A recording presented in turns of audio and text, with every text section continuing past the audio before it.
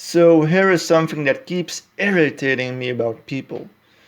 So according to the morally good pro-life leftist people among us, every person is equally valuable. Nobody deserves to be tortured. Nobody deserves to live in poverty. Nobody deserves to be raped, to be abused, to be bullied, to be discriminated, and so on.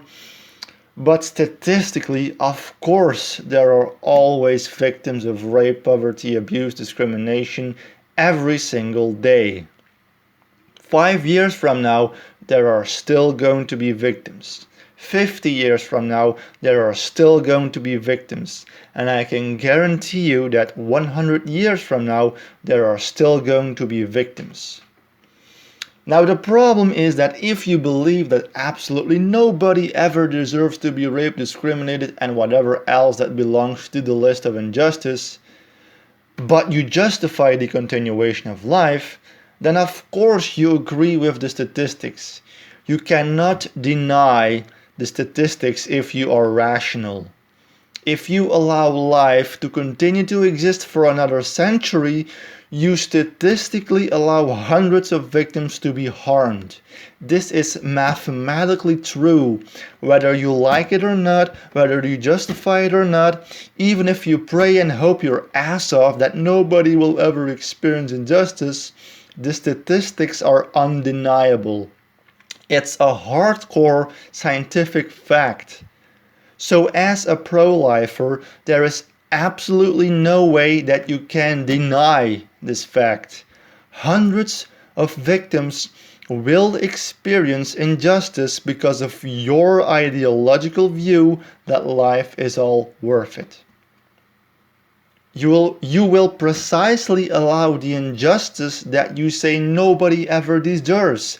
You are precisely allowing that to happen to a lot of people, even if you don't justify it. The statistics are never lying. The statistics are rational.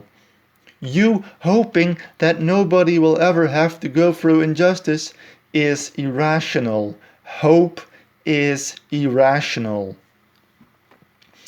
Now, there is a famous counter-argument, the most famous one, but it's getting better. There are less victims now than in the past. All of our protests and our political activism are all worthwhile. They do have a positive effect.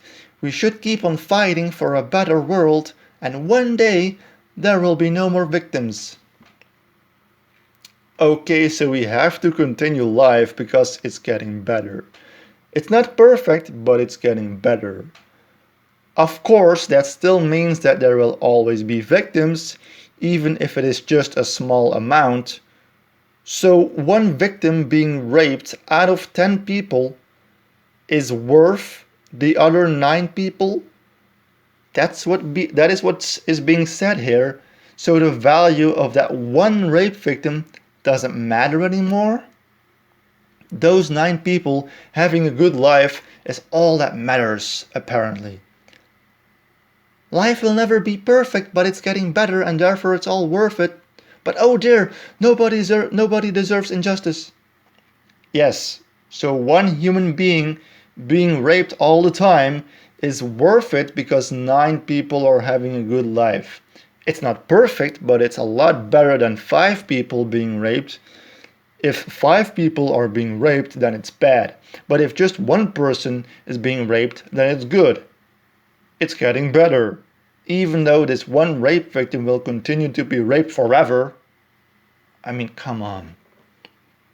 As a pro-lifer, aren't you saying that everybody is equally valuable and that absolutely nobody deserves to be raped, yet somehow it's okay because it's getting better?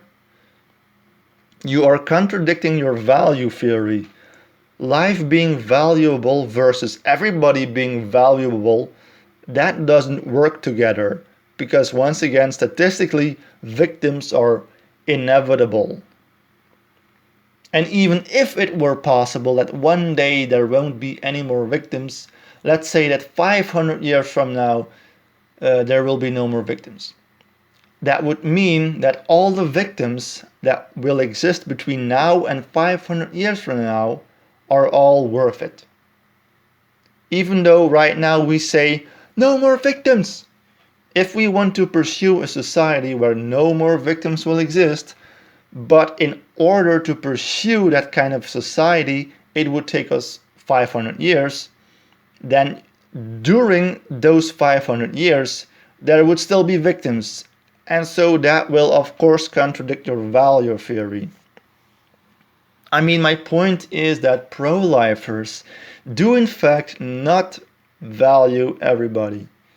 They want to continue creating victims of injustice, not intentionally, but statistically.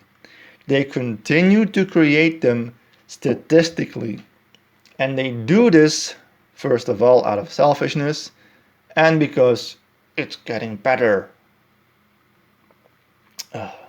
The "it's getting better" argument is not a valid argument as long as we ascribe equal value to everybody.